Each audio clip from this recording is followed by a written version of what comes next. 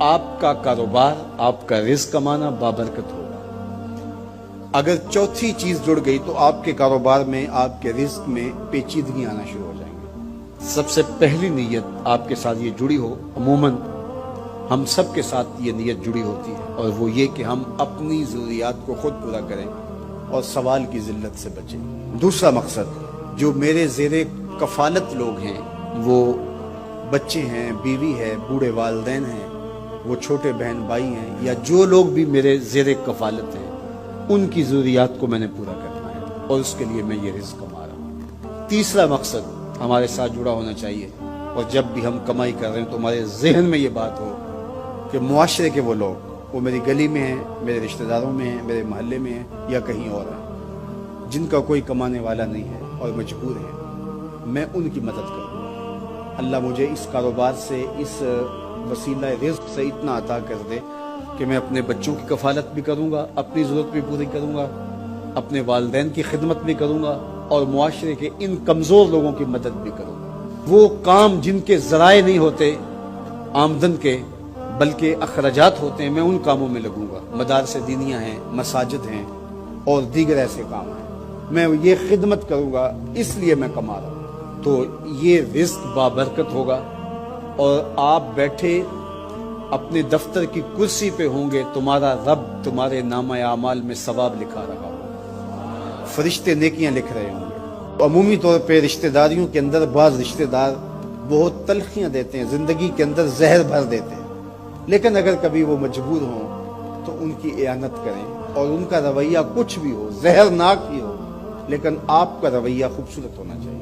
آپ مجھے اگر پوچھیں کہ سب سے بہترین صدقہ، سب سے افضل صدقہ کون سا ہے، تو سب سے افضل صدقہ جو مجبور ناراض رشتہ دار کو دیا جائے، جو رشتہ دار آپ کا شریک بن کے ہر جگہ پہ کھڑا ہوتا ہو، ہر خاندانی میٹنگ میں، ہر خاندانی ایونٹ میں آپ کے مخالف کھڑا ہوتا ہو، آپ کو نیچا دکھانے کی کوشش میں لگا رہتا ہو، اور کسی وجہ سے وہ کمزور پڑ جائے، مالی مشکلات میں مبتلا ہو جائے، اور آپ اس کی مدد کرنے کی پوزیشن میں ہو، تو آپ کا نفس آپ کو کبھی بھی اس کی مدد کرنے پہ آمادہ نہیں کرے گا۔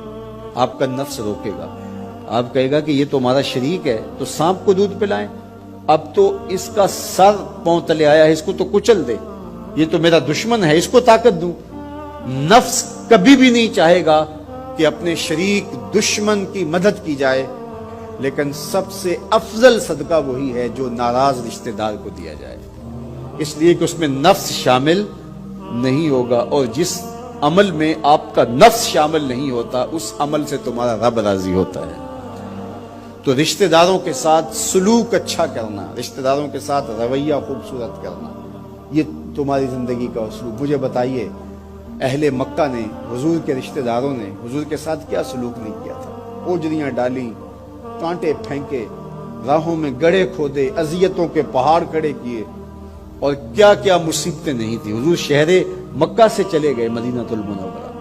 اب جب فتح مکہ ہوا تو حضور جب تشریف لائے تو ناقہ پہ سوار ہیں، تو اب یہ تھر تھر کانپ رہے ہیں سارے رشتہ دار حضور کے، برادری کے لوگ۔ انہیں پتا تھا کہ آج ہمارا آخری دن آ گیا ہے، اور اگر بڑا بھی رحم ہوا تو کم از کم ہمیں شہر بدر تو کر ہی دیا جائے۔